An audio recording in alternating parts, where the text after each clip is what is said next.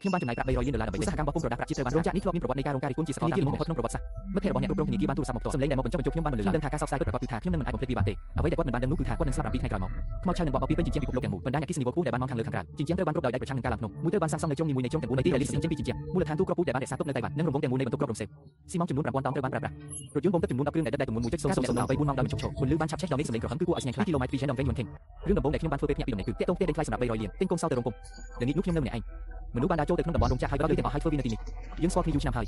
កម្រិតការពីរបស់រោងចក្រវាអាចត្រូវបានគេហៅថាកម្ពស់4សប្តាហ៍គឺ3របងបេតុងពង្រឹងកម្រាស់1ម៉ែត្រជញ្ជាំងនេះមានកម្ពស់12ម៉ែត្រហើយមានកម្ពស់2ទ្វាររោងចក្រទាំងអស់មានសំណាញ់ដែលរៀងជាសតទាំងអស់សុទ្ធតែជាស៊ីឡានការពីគ្រាប់កាំភ្លើងថ្នាក់ការពីរលបសុវត្ថិភាពរបស់អ្នកយានទ្វារមានកម្រាស់4តែខាងក្រោយងឹតនិងគ្រឿងសឹកទំហំ10សង់រយន្តសម្រាប់ចាក់គ្រឿងទូកស្តង់ដារមានបន្ទប់ក្រោមដីទំហំ200ម៉ែត្រការ៉េទ្វារដ៏ធំសម្បើមទំហំ6ម៉ែត្រការ៉េខ្យល់ចេញចូលដោយឯករាជ្យជាមួយនឹងទ្វារបច្ចេករបស់មួយចំនួនធំនៅតែត្រូវបានផ្សារភ្ជាប់ដោយដាស់មកពុំប្រដាប់ប្រាក់និងទឹកឆ្នាំពិសេសជាការពិតណាស់ក្នុងនោះគឺជាអ្វីដែលខ្ញុំបានកត់ដោយសម្ងាត់នៅឡើយអ្នកបំផាំងនេះត្រូវបានបង្កើតឡើងដោយធម្មជាតិខ្ញុំបានដើរទៅកាន់មន្ទីរ Chamber វាបញ្ចូលខ្សែអក្សរនោះនៅក្នុងកុំសូលការវេកាត់ដែលជ្រាបចូលទៅក្នុងឆ្នាំម៉ាស៊ីនបោះពុំចំនួន6តាមលំដាប់ម៉ាស៊ីនបានបន្លឺសំឡេងឡើងម្ដងមួយកម្ដៅអាចចាប់ដើមញ័រហើយរថយន្តទាំងមូលដូចជាដៃថែបដែលនៅស្ងៀមអស់រយៈពេលជាច្រើនឆ្នាំរូបភាពដំបូងបង្ហាញពីសត្វយក្សនោះស្រាប់តែភ្ញាក់ឡើងភ្លាមប្រដាប់ប្រាក់100យន្តត្រូវបានហាលឲ្យស្ងួតចេញពីព្រំនៃយកប្រាក់ចំណេញសុទ្ធនៅពេលដែលវាត្រូវបានបំជិះសម្លឹងមើលពន្លឺ3វិនាទីដើម្បីលើកជើងមាត់របស់អ្នករយៈពេល7ថ្ងៃលុយដែលបោះពុំមិនអាចទិញអ្វីគ្រប់យ៉ាងបានទេរបស់ពីបន្ទប់ទឹកថ្នាំគឺពិតប្រាកដលុយល្អបានមកដល់ហើយខ្ញុំមិនបានទេចាប់ផ្ដើមចំណាយលុយក្រដាសនៅក្នុងបន្ទប់ទឹកថ្នាំថ្ងៃទី7គ្រាន់តែជាក្រដាសសម្រាប់បំណងខ្ញុំគ្រាន់តែប្រើប្រាស់5មួយថ្ងៃគ្មានមួយវិនាទីណាអាចជិះលើថាំបូររបស់បានអ្នកល្អបំផុតទាំង3នៅក្នុងទីក្រុងក្រុមសំណងធំមួយទៅតែបើកមកនិយាយខ្ញុំនឹងផ្ដល់ឲ្យអ្នកនៅ30ដងនៃប្រាក់ចូលមួយទៅបានដាក់នៅជាប់ទ្វាររោងចក្រសុទ្ធជាប្រាក់កក់សម្រាប់ពេលខ្ចប់1ម៉ោងក្រោយមកអ្នកគ្រប់គ្រងបានញាប់ខ្លួនមនុស្ស2000នាក់បានឆ្លើយតបជាបន្តរៀបចំគ្រឿងផ្សំនៅយប់នេះហើយមកដល់ទាន់ពេលនៅថ្ងៃស្អែកមុនពេលថ្ងៃដែលខាងក្រៅទ្វាររោងចក្រជួរវែង1គីឡូម៉ែត្រកម្មករ2000នាក់នឹងវេទិកាចំនួន18តែធ្ងន់40ផ្លូវរត់ពីដៃបានកិនដីឈុតឆាកដ៏រំជើបរំជួននោះប្រៀបដូចជាជំហានដំបូងនៃការកែតម្រង់ចលនាយោធាជញ្ជាំងដើមទាំង12ត្រូវបានលើកឡើងនៅខាងក្រៅជញ្ជាំងបេតុងកម្ពស់1ម៉ែត្រជញ្ជាំងថ្មីនឹងមានជំនាញ2ម៉ែត្រពីជំហានលើកពី12ម៉ែត្រទៅ2ម៉ែត្រ15ម៉ែត្រទៅស្មើនឹង8ជាន់ដំណាក់កាលទី2នៃការជួសជុលនិងពង្រីកអគារជញ្ជាំងខាងក្នុងនៃបន្ទប់ក្រោមដីត្រូវបានប្រើតាមសម្ភារៈអ៊ីសូឡង់ណាណូត្រូវបានពូឡើងតំបន់ទប់ទំនិញត្រជាក់និងតំបន់ស្ងួតការបំរុងទុកផ្លូវពីតំចុះត្រជាក់ឧស្សាហកម្មវាអាចទុកអគ្គិសនីបាន500ហិកតានៅពេលទុកពេលសម្ភារៈរ៉បតោនត្រូវបានស្តុកទុកនិងចែកចាយក្នុងពេលតែអង្គរនឹងខ្សែចំនួន300,000ប្រេងឆា200,000ជីន50,000បារ៉ែល100ដុល្លារមកជួបជុំគ្នាពីគ្រប់ទី30សាច់កោចំនួន150,000សាច់3នៅក្នុងទីក្រុងលោកផ្លែឈើនៅបន្លែមួយខ្ញុំបានទិញទីផ្សារទាំងមូលប្រសិនបើអ្នកអស់ស្តុកសុំបំពេញស្តុកឡើងវិញហើយសិក្សានឹងឧបករណ៍វិទ្យាសាស្ត្រសារធាតុពុលចំនួន70ត្រូវបានវេចខ្ចប់ចូលសេចក្តីថ្លែងការណ៍ពីកុំទៅណដូចជាខ្ញុំបានសម្លឹងមើលភ្នំនោះហើយរុញវាចេញជាលើកដំបូងក្នុងជីវិតរបស់ខ្ញុំយល់ពីអត្ថន័យនៃពាក្យថាលុយពិតប្រាកដមិនដែលអស់ឡើយខ្ញុំបានដោះស្រាយវានៅថ្ងៃទី4បន្ទាប់រឿងពីចុងក្រោយនឹងមិនដែលមានឡើយតែចរណៈទីស្នីហើយមិនត្រឡប់មកវិញទេបុគ្គលិកសន្តិសុខរបស់ជាតិបាននិយាយមុនដំបូងថាំពូ400សំណុំ model photovoltaic ដែលមានប្រសិទ្ធភាពតិចដែលបានដកគម្រោងក្រៅកៅស៊ូមានកម្រិត8.0បរិមាណនេះគឺគ្រប់គ្រាន់សម្រាប់រោងចក្រទាំងមូលដើម្បីដំណើរការដោយសំណុំឧបករណ៍ក្រោមដីដំបូងម៉ាស៊ីនភ្លើងម៉ាស៊ូឧស្សាហកម្មចំនួន15ប្រេងម៉ាស៊ូសម្រាប់ម៉ូទ័រអគ្គិសនីរោងចក្រទី2ដែលមានសមត្ថភាពផលិតបាន3.000ទីហ្វុងចំនួន100ត្រូវបានសាងសង់នៅចំណុចខ្ពស់ម៉ាស៊ីនភ្លើង3គ្រឿងចុះទី3ឧបករណ៍ប្រើប្រាស់ក្នុងផ្ទះឯករាជ្យណាមួយគ្រប់គ្រងដល់ប្រតិបត្តិការរោងចក្រទាំងមូលរយៈពេល2ឆ្នាំម៉ាស៊ីនថតចម្លងដែលបានរៀបរាប់ខាងលើនឹងមិនដែលឈប់ឡើយនិយាយពីកន្លែងវិញខ្ញុំបានចំណាយពេល2ដងចំនួន240គ្រឿងត្រូវបានបញ្ជាទិញមនុស្សយន្តសន្តិសុខប្រយុទ្ធនីមួយត្រូវបានបំពាក់ឲ្យការតាមដានរូបភាពតាមដានគម្របម៉ូទ័រវ៉ូតពូសនិងសារធាតុរ៉ាវវាបំបែកគ្មាននឹងជញ្ជាំងមិនព្រមបរិភោគអាហារគេងដោយមិនឆ្លងមេរោគបន្តទឹកជញ្ជូនក្នុងរយៈពេល72ម៉ោងម៉ាស៊ីនចំនួន240គ្រឿងនៅថ្ងៃនោះមនុស្សយន្តពីឡានទឹកទំនិញធុនធ្ងន់ម្ដងមួយពួកគេត្រូវបានទឹកជញ្ជូនចេញពីតំបន់រោងចក្រខ្មៅបានបង្កើតឡើងដោយស្វ័យប្រវត្តិនៅលើវាកងទ័ពពីរដៃបានលាតសន្ធឹងជាងពាក់កណ្ដាលមនុស្សយន្តនីមួយនៅក្នុងទីលានឧបករណ៍ចាប់សញ្ញានៅផ្នែកខាងលើនៃក្បាលត្រូវបានភ្លឺហើយលឺពណ៌ខៀវមិនមែនដោយសារតែការភ័យខ្លាចនោះទេប៉ុន្តែដោយសារតែមានអារម្មណ៍ថាមានការដាក់អង្រីសន្តិសុខយ៉ាងហាញការ120ថ្នាក់ទាំង4នៅខាងក្នុងជញ្ជាំងត្រូវបានហុំព័ទ្ធយ៉ាងពេញលេញអង្គភាពល្បាតចំនួន60ត្រូវបានដាក់អង្រីនៅតាមទីតាំងចំនួន4នៅក្នុងច្រកផ្លូវជាន់កងនីមួយមានប្រតិបត្តិការម្នាក់អង្គភាពកាំភ្លើងយន្តធុនធ្ងន់ចំនួន56គ្រឿងការប្រឆាំងយ៉ាងឆាប់រហ័សរបស់ឈេនជាចំពោះការគ្រប់គ្រងបន្ទប់បង្រួមដោយចិត្តតែម្ដងភ្លើងអាវុធនេះត្រូវបានប្រើដើម្បីបញ្ចប់ការវាយប្រហារក្នុងពេលដំណើរកាំភ្លើងយន្តធុនធ្ងន់500ដើមកាំភ្លើងធំ40ដើមកាំភ្លើងបាញ់រកែ5មួយដើមគ្រាប់បែកដៃចំនួន10គ្រាប់និងខែការពីចំនួន10000គ្រាប់រំសេទាំង1800ជុតត្រូវបានដាក់ក្នុងភ្លើងបន្ទីលេខនិងកន្លែងដាក់កាំភ្លើងធំត្រូវបានបញ្ចប់ការធ្វើតាមផ្នែកការបាញ់និងតំបន់គ្រប់ដណ្ដប់រួចតំបន់ទាំងអស់ក្នុងរង្វង់500ម៉ែត្រនៅខាងក្រៅជាជាងចំណុចងឹតនៅម៉ោង4ព្រឹកទេខ្ញុំនឹងដាក់វិធានការបន្តចុងក្រោយទ្វារបិទចិត្តនៃផ្លូវរត់ទីខ្លួនលេខរៀងត្រូវបានបន្ថែមទៅគំនូរហើយបិទការសាកល្បងដំបូងសម្រាប់កុំព្យូទ័រយួរដៃគឺភាពធន់ក្រុមវិស្វកម្មសាកល្បងនៅជញ្ជាំងបរិវេណស្មើនឹងការទូចម្ងាយ30ម៉ែត្រការវាស់វែងថាទម្ងន់200គីឡូក្រាមរលកឆក់ពីក្របបែកសាកល្បងបានវាយប្រហារខ្ញុំចូលនៅក្នុងបន្ទប់ត្រួតពិនិត្យហើយមានអារម្មណ៍ថារហូតដល់ការរញ្ជួយដីបន្តិចបន្តួចជញ្ជាំងបានត្រឡប់ទៅសូន្យវិញភ្លាមហើយត្រូវបានបញ្ចប់ជញ្ជាំងខាងក្រៅត្រូវបានខ្មៅដោយខេះវត្ថុនោះត្រូវបានដកចេញដោយចៃដន្យហើយបន្ទាប់មកត្រូវបានសាកល្បងសារធាតុរ៉ាវឧស្សាហកម្មទ្វារបន្ទប់ក្រោមដីម៉ាស៊ីនបំបែកទ្វារកំពុងចុះដល់កម្លាំងទាំងអស់របស់វានោះមានកម្រាស់40សង់ទីម៉ែត្រទ្វារដែកមិនបានបង្ហាញការគ្រប់គ្រងទេមនុស្សយន្តចំនួន140គ្រឿងត្រូវបានបញ្ចប់សម្ភារបាញ់គ្រាប់ពិតលើដំបូងរបស់របៀបដែកសម្លេងនៃគួននឹងហើយគឺពីរំដំនឹងរំពំទោះយ៉ាងណាក៏ដោយនៅកម្ពស់25ម៉ែត្រសម្លេងនោះបានបន្លឺឡើងរវាងជញ្ជាំងយក្សសន្ទុះរបស់វាកងពលដែកកំពុងវាយលុកចូលបន្ទាប់មកគឺចុងបញ្ចប់នៃភាពមធ្យមតើបន្ទីមួយអាចទប់បានប៉ុន្មាននៅទីបំផុតវាអាស្រ័យលើអ្វីដែលនៅខាងក្នុងខ្ញុំបានផ្ញើសារពីក្នុងពេលតែមួយដំណឹងជ្រើសរើសបុគ្គលិកពេទ្យគីលីនុបថៃការវិស្វករមេកានិកអគ្គិសនីប្រាក់ខែប្រចាំខែរបស់មេចំភើ500ចុះឈ្មោះនិងពិនិត្យចូលនៅថ្ងៃតែមួយបន្ទាប់មកគ្រាន់តែសរសេរថាប្រាក់ខែប្រចាំខែ800សុខភាពរាងកាយត្រូវបានទាមទារសម្រាប់ការចុះឈ្មោះខ្ញុំបានបំបែកមនុស្ស300អ្នកក្នុងរយៈពេល50អ្នកត្រូវបានជ្រើសរើសចេញពីក្នុងចំណោម40អ្នកមានទេពកោសល្យបច្ចេកទេសមនុស្សទាំង90អ្នកត្រូវបានជាប់ទំនាក់ទំនងនៅថ្ងៃនោះពួកគេបានដើរចូលទៅក្នុងច្រកទ្វាររោងចក្រហើយមើលជុំវិញមើលឃើញទាំងសងខាងកម្ពស់25ម៉ែត្រជញ្ជាំងបេតុងធំរថយន្តពីរដៃកំពុងល្បាតក្នុងខួនជំហានជើងរបស់មនុស្សយន្តភាគច្រើនការរឹងរាងកាយរីកចម្រើនបន្ថែមទៀតលីងយានបានលើកវ៉ែនតារបស់គាត់ឡើងកញ្ចក់បានឆ្លុះបញ្ចាំងពីពេញសង្វៀនហើយបែរមករកខ្ញុំតែសង្គ្រាមចិត្តទូឡើងហើយនៅគាត់មិនបានឆ្លើយសំណួរពីរោងចក្រនយោបាយទេពេងពិធីជប់លៀងលើទៅជាមួយសាច់អាំងនិងសាច់ក្រហមតន្ត្រីក៏រាប់សិបអ្នកបានសម្ដែងក្នុងភ្លើងសំណើចបានបន្លឺឡើងតាមរយៈពលឺភ្លឺចាំងវាបានរសាត់ពីលើជញ្ជាំងគូហើយចូលទៅក្នុងពេលយល់ដឹងថាក្នុងរយៈពេល2ថ្ងៃន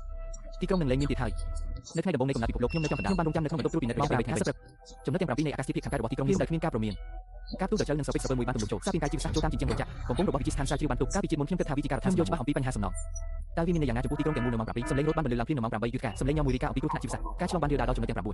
កម្លាំងសញ្ញាទាំងអស់ត្រូវបានកាត់បន្ថយមកត្រឹម0ហ្វ្រាំងធីរីសាស3បញ្ជាក្តារទាំងអស់បានដួលរលំដោយបិទច្រកចេញទាំងអស់មនុស្សយន្តមកដូរទៅប្រយុទ្ធក្រាស់នៅខាងក្នុងរបងគំរូ ក្រុមដំបងនៃ zombies ចំនួន40ត្រូវបានដាក់ពង្រែប៉ុន្មាននាទីក្រោយមកវាបានបង្ហាញខ្លួននៅផ្នែកខាងត្បូងប្រហែល300នៅក្នុងរូបភាពមានតែបន្ទប់ត្រួតពិនិត្យកណ្ដាលប៉ុណ្ណោះដែលចូលបាន8 4ម៉ោងក្នុងជួរមុខនៃឆ្មាំប៉ះនឹងពលខ្ពស់ចលនាអគ្គិសនីនៃបណ្ដាញអគ្គិសនីបានដួលរំភៀបក្រុមមួយដែលមានលេខដ្ឋានចំនួន4នឹងកន្លែងដាក់កាំភ្លើងធំបាញ់ភ្លាមក្នុងរយៈពេលខ្លីបាញ់បានស្អាតនិងស្អាតបាតលើផ្ទៃបន្ទាប់ពីជាន់មួយបានដួលរលំខ្មោចឆៅជាបន្តកឧបសគ្គគឺរាងការចាប់យកនិងការទទួលការប្រណាំងទាំងមូលមានរយៈពេល4នាទីនិង32នាទីមាននរណាម្នាក់បានយំនៅក្នុងតំបន់ឃ្លាំងមាននរណាម្នាក់ដួលទៅលើដីគូឈៀងក៏ចុះបាច់នាងបានដើរមកចាប់ដៃអោខ្ញុំវាពិតជាចប់ហើយនៅខាងក្រៅវាចប់សពគ្រប់នៅទីនេះគ្មានអ្វីកាត់ឡើងទេគ្រាន់តែនៅពេលនេះដងមិនបានថតរូបកាមេរ៉ាជំរុញការសម្គាល់សកម្មព្រមមានរថយន្តធុនធ្ងន់ចំនួន7គ្រឿងរថយន្តនេះត្រូវបានចតនៅខាងក្រៅច្រកទ្វាររោងចក្រដោយចតទាំងអស់យ៉ាងស្អាតបំផុតបរិបទ6នាក់ប្រដាប់ដោយអាវុធពេញលេញមនុស្សលោតចេញពីឡានដោយពាក់អាវការពីប្រកាំភ្លើងមុខសុវត្ថិភាពយុទ្ធសាស្ត្រនិងឧបករណ៍កាំភ្លើងវែងពលល្អឥតខ្ចោះមិនមែនជាជនភៀសខ្លួនទេប៉ុន្តែជាជនរងគ្រោះក្រុមដែលបានទទួលការបណ្ដុះបណ្ដាលគឺជាអ្នកបរិបទនោះបានលើកមេហ្គាហ្វូនឡើងសម្លេងនោះបានជ្រាបចូលដល់ទ្វាររោងចក្រដែរមនុស្សនៅខាងក្នុងមានភាពច្បាស់លាស់និងស្ងប់ស្ងាត់ស្ដាប់ដោយយកចិត្តទុកដាក់តារោងចក្របោះពុំនឹងប្រគល់វាទេ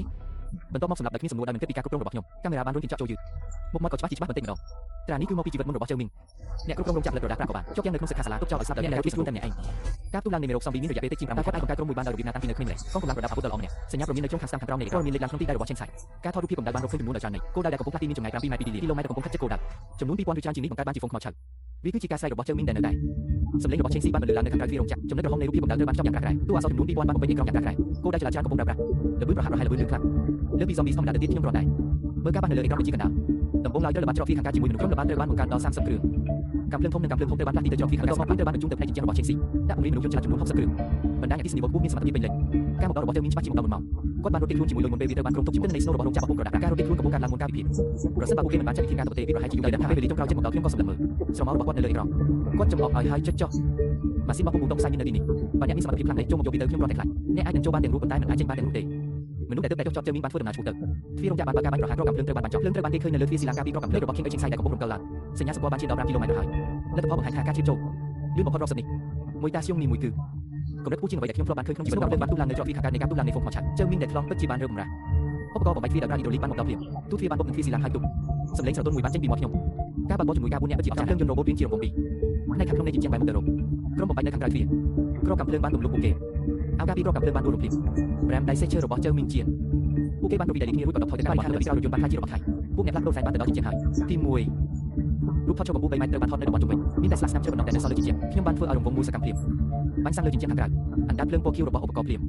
វងមនុស្ស zombies នៅក្រោមជញ្ជាំងមូតង់ដែលលើកចូលបានបញ្ចេញសំឡេងស័ព្ទសំឡេងក្រហមដ៏ខ្លាំងក្លារបស់គាត់នៅតែជួនការបាត់បោយ៉ាងលឿនបានប៉ះអេក្រង់បញ្ជានៅមុខ90ដឺក្រេប្រជាជននៅក្នុងទីកន្លែងនោះបានអនុវត្តតាមផែនការបានចូលក្នុងតំបន់សុវត្ថិភាពលោកវិជ្ជាបណ្ឌិតលីមានជាងកំពុងដឹកនាំគីលីរបស់ថៃកាត់ទៅចុងភើក្នុងគម្រោងវិទ្យាសាស្ត្របន្ទាប់មកអាហារត្រូវបានផ្លាស់ទីទៅក្រោមដីគ្មាននរណាម្នាក់នៅក្បាលអណ្ដូងប្រេងទេដូច្នេះមនុស្សគ្រប់គ្នាភ័យស្លន់ស្លោមនុស្សគ្រប់គ្នាដឹងថាភាពស្ងប់ស្ងាត់នៅពេលនេះគឺក្តីសង្ឃឹមតែមួយគត់សម្រាប់ការរស់រានមានជីវិតចេញខៃវេបានដុតអស់រយៈពេល10នាទីហ្វុងខ្មោចឆៅនៅក្រោមជញ្ជាំងបានដួលរលំភាគច្រើននៃពួកគេអាចមានកម្ពស់ដល់ទៅ3ម៉ែត្រការផ្លាស់ប្ដូរសែនបានបំបែកលើរូបថតជញ្ជាំងត្រូវបានថតម្ដងទៀតឆ្ពោះទៅរបងព័ទ្ធជុំវិញស្នាមប្រេងតូចបានលេចឡើងនៅលើជញ្ជាំងខ្ញុំបានបញ្ជាឲ្យមានការចល័តតភ្លាមមនុស្សយន្តចំនួន8គ្រឿងត្រូវបានដាក់ពង្រាយក្រុមរ៉ូបូតត្រូវបានបញ្ជួយដល់ស្នូលរបស់វាចុះលើជញ្ជាំងហើយគូភ័យយ៉ាងខ្លាំងជនចំណៃបានបង្ខំគាត់ឲ្យធ្វើជើមីងបានដកថយជាច្រើនម៉ែត្រពីចុងទ្វារខាងកើតតាមពិតពួកគេបានចាប់ផ្ដើមប្រើយុទ្ធសាស្ត្រលាក់ក៏បានដើម្បីបញ្ជូនគាត់ទៅផ្នែកខាងជើងនៃតំបន់រោងចក្របំពុងទឹកព្យាយាមដាក់នៅក្រោមដីតើគាត់អាចដឹងដល់របៀបណាថាខ្ញុំបានជិះចូលលុះទាំងអស់ត្រូវបានប្រើប្រាស់ជាយូរមកហើយការផ្សារភ្ជាប់បេតុងគម្រឹងនិងក្រណាត់ពួកគេបានដាក់គ្រាប់បែកដែលដំណើរការដោយឧបករណ៍ចាប់សញ្ញាហើយចូលតែប៉ះគុំរំលោភគាត់ត្រូវបានផ្លុំជាបំណែកហាងការរបស់ជើមីងបានធ្លាក់ចុះម្ដងមួយខ្យល់បានចុកសោយ៉ាងឆាប់រហ័សហើយបញ្ជាឲ្យបាញ់រកកែសម្លេងទូកឡើងមួយចេញពីទ្វារដែកនៅចុងទ្វារខាងកើតទ្វារដែកមានស្នាមប្រេះប៉ុន្តែនៅតែមានខ្ញុំបានមើលអេក្រង់ដោយនៅតែមានអារម្មណ៍ថាវារឹងដូចមុនជើមីងខឹងយ៉ាងខ្លាំងប្រាំដៃត្រូវបានតាមដានពីពេញឃ្លាំងអាវុធចំណុចប្រទេសបានសម្រេចចិត្តដល់ឲ្យគាត់នៅទីបញ្ចប់មេរៀនដែលមិនអាចបំភ្លេចបានសម្រាប់រកកែការបាញ់ឡងបានបន្តទោះបីជាទ្វារដែកនៅទ្វារខាងកើតមិនត្រូវបានទម្លុះក៏ដោយរបបបង្ហាញជាច្រើនក៏បានលេចចេញឡើងផងដែរខ្ញុំបានដំឡើងគ្រឿងចំនួន10ដើម្បីជួសជុលស្នាមប្រេះមនុស្សយន្តបុកដាក់ឧបករណ៍បាញ់រកកែអនុញ្ញាតឲ្យពួកគេចេញពីលេនដ្ឋានដែលមានជញ្ជាំងព័ទ្ធជុំវិញហើយបាញ់ប្រហារនោះមានគោលដៅទៅលើជើមីងតាមបញ្ជារថយន្តបិទផ្លូវចំនួន10គ្រឿងរកកែចំនួន3គ្រាប់ត្រូវបានបាញ់បង្ហោះក្នុងពេលដំណើរគ្នាដោយភាពជារថយន្តដែលបាត់បោលលើផ្លូវបានបកគោលដៅភ្លាមការផ្ទុះមួយបានទូឡើងបណ្ដាលឲ្យដាក់ភ្លើងហោះឡើងលើមេឃទីហ៊ានរបស់មីងជាពាក់កណ្ដាលត្រូវបានសម្លាប់រឿងអ្នកដែលនៅសេសសល់បានខ្ចាត់ខ្ចាយហើយរត់គេចខ្លួនមីងខ្លួនឯងបានលាក់ខ្លួននៅក្នុងឡានមួយរថយន្តដែលរលាប់នោះស្ថិតក្នុងសភាពរញ៉ៃដំបូងឡើយខ្ញុំមានបំណងចង់ទាញយកអត្ថប្រយោជន៍ពីខ្ញុំដោះស្រាយទាំងស្រុងដោយជើងមីងគេឆេនសម្លេងរត់បានបន្លឺឡើងម្ដងទៀតនៅពីខាងលើយូតង់កម្ពស់3ម៉ែត្រនោះរាងកាយពិតជាបានហើយអ្នកដែលនៅសល់សំប៊ីបានបង្កើតជាទម្រង់មួយកំពុងវិលលោកឈ្មោះទៅរកពួកគេបានបើកការវិប្រហារជាបន្តទៅលើស្នាមប្រេះនៅក្នុងជញ្ជាំងកាន់តែធំឡើងវាកាន់តែធំវាកាន់តែអាក្រក់ដោយសារកម្ដៅដូចជាការបង្ហាញទីតាំងនៃភាគខាងលិចនៃទីក្រុងគោលដៅឆ្លាតថ្មីបានលេចចេញមកចំនួននៃការដេញថ្លៃមានជាង1000កន្លងនេះពិតជាកំពុងឈ្មោះទៅរកខ្ញុំឈ្មោះទៅទីដែលហាក់ដូចជ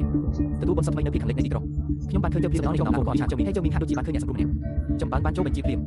បរិបទរបស់គាត់ធ្វើការរួមគ្នាជាមួយខ្មោចឆាត់សម្រាប់ភូមិត្រូវបានដំណងឈ្មោះទៅទ្វារខាងកើតនៃវាខ្ញុំយល់ភ្លាមថាជើមីងការអាចគ្រប់គ្រង zombies បាននោះជាអ្វីដែលមានន័យសិលពីដ៏ធំបំផុតរបស់គាត់គឺជីវិតអតីតកាលរបស់គាត់ខ្ញុំខ្លាចថាខ្ញុំនឹងអាចរត់បានយ៉ាងរលូនឆ្កែប្រវែង3ម៉ែត្រនោះពឹងផ្អែកលើចលនានេះការផ្លាស់ប្ដូរសែនគូនៅក្នុងឆោមីងក្រោមបញ្ជារបស់គាត់ពួកគេថែមទាំងចាប់ផ្ដើមប្រើប្រាស់រាងកាយរបស់ពួកគេរាងកាយប៉ះពាល់ដល់រង្គូដងមិនជារៀងរាល់សូម្បីតែការប៉ះទង្គិចតែមួយក៏អាចបណ្ដាលឲ្យជាស្នាមប្រេះនោះកាន់តែច្រើនបន្តិចហើយខ្ញុំក៏ក្រោកឈរឡើងការភ្លើងយន្តធុនធ្ងន់ទាំងអស់ត្រូវបានផ្លាស់ទីភ្លាមមនុស្សយន្តទាំងអស់នៅច្រកទ្វារខាងកើតការប្រមូលផ្ដុំដើម្បីបង្កើតជាអ្នកថែក្នុងពេលជាមួយគ្នានេះខ្ញុំបានអនុញ្ញាតឲ្យពួកគេបោះពុំលុយលោកលីវិស្វករមេកានិកនៃរោងចក្ររបាដែកសម្រាប់ពិនិត្យរង្គូរោងចក្រពង្រឹងបន្ទះដែកមនុស្សនៅក្នុងទីផ្សារក៏បានប្រមូលផ្ដុំគ្នាទៅខ្ញុំបានឆ្លើយតបយ៉ាងសកម្មហើយបានយករបស់ដែលខ្ញុំបានរៀបរួចរាល់អាវុធការពារខ្លួនដែលត្រៀមរួចជាស្រេចត្រៀមខ្លួនរួចរាល់នៅច្រកចូលតំបន់សុវត្ថិភាពគ្រប់គ្រងទាំងក្នុងនិងក្រៅទីលាននៅពេលនេះវាបានខ្លាចជាសមរភូមិមួយដែលពោពេញទៅដោយការបាញ់ប្រហារនិងខ្មោចឆាត់សម្លេងក្រហមបានជាប់គ្នាហើយខ្ញុំដឹងថានេះគ្រាន់តែជាផ្នែកដំបូងនៃអង្សារការប៉ុណ្ណោះតើកំពុងសាកល្បងការគ្រប់គ្រងរបស់ជើមីង ជនដែលមានសែងខុបរត់ដីបានពុករនគូរបស់វាសោនៅលើរនគូបានចេញមកហើយឥឡូវនេះវាកំពុងលំហើយមើលទៅដូចជាវាហ៊ាននឹងរលីបានចុចប៊ូតុងភ្លាមដើម្បីទម្លុះចូលការផ្ទុះនៅខាងក្រោមច្រកទ្វារខាងកើតប៊ូតុងនោះគឺជាភាសាជាតិដែលបានទិញជាមុនឆ្នាំនោះបានផ្ទុះភ្លាមនៅខាងក្រៅទ្វារខាងកើតដីនៅជំនាញត្រូវបានបន្ទុះបែកច្រើនដងសត្វដែលបានតាមដូរខ្សែនៅក្នុងរណ្ដៅចម្រៅមួយម៉ាច់ហើយខ្មោចឆេះរកសបាបានធ្លាក់ចូលមនុស្សរបស់ជើងមីងក៏ស្ថិតនៅក្នុងរណ្ដៅនោះដែររលំឆក់បានធ្វើឲ្យពួកគេហោះទៅមុនវិស្វករមេកានិកដែលមានអាជ្ញាប័ណ្ណបានបញ្ចប់ក្នុងល្បឿនលឿនបំផុតការពង្រឹងរនគូនៅតែនៅខាងក្រៅទ្វារលុះបន្លាចជាច្រើនស្រទាប់ត្រូវបានរៀបចំការវិលរបស់ Xiaoming ប្រឆាំងនឹងមីនគាត់ត្រូវបានឃុំខ្លួនជាបណ្ដោះអាសន្នហើយលាក់ខ្លួននៅក្នុងពីចម្ងាយដោយការអន់ចិត្តមួយប្រភេទភ្នែករបស់គាត់ដោតទៅលើតំបន់វាលស្រែហើយបន្តមកតាមពិតគាត់បានបញ្ជាឲ្យក្រុមសាមីដកថយដឹកនាំសំណងឈ្មោះទៅទីខាងលិចនៃទីក្រុងខ្ញុំមិនបានបញ្ជាអ្វីទេពេលគាត់ចេញទៅខ្ញុំបានដេញតាមគាត់ព្រោះខ្ញុំដឹងថាជើងមីងនឹងមិនសប្បុរសទេគាត់បានលះបង់ការដកថយនេះវាត្រូវតែប្រមូលបានច្រើនធម្មពលនៃអេក្រង់បញ្ជាកណ្ដាលឡើងកម្ដៅរូបភាពបង្ហាញពីក្រុមរបស់លោក Xiaoming បន្ទាប់ពីពួកបានចូលរួមជាមួយក្រុមខ្មោចឆើតឆ្ពោះទៅកាន់ទីក្រុងកាន់តែជ្រៅបន្ទាប់មកខ្ញុំចាប់ផ្ដើមរកការខាត់បងជួសជុលជាជាងនឹងមកពេញក្រុមស៊ីឡើងវិញត្រៀមខ្លួនស្វាគមន៍ការមកដល់របស់ Xiaoming បន្ទាប់ពីជើងមីងបានដកថយក្នុងអំឡុងពេលវាប្រហារវាខ្សែបានជួបប្រទេសនឹងភាពស្មុគស្ងាត់មួយរយៈពេលខ្លីជីងបូបានរៀបចំបុគ្គលិកភ្លាមអនុវត្តការងារតាមដាន